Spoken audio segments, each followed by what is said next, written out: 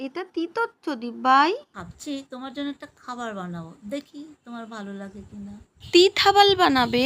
তোমার জন্য বাড়িতে একটা সেরেল্যাক তৈরি করব, তুমি একটু বসো, আমি এটা বানিয়ে নিয়ে আসি।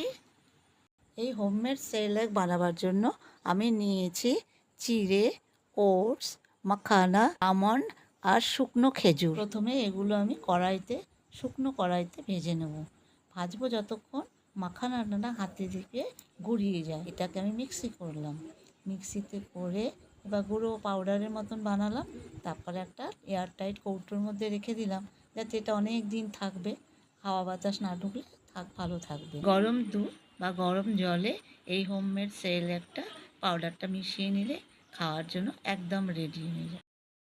এই দেখো দি ভাই, তোমার জন্য আমি এই সেরেল্যাকটা বানিয়ে নিয়ে এসেছি। দেখো তো খেয়ে তোমার ভালো লাগে কি না। খুব ভালো। ভালো লেগেছে?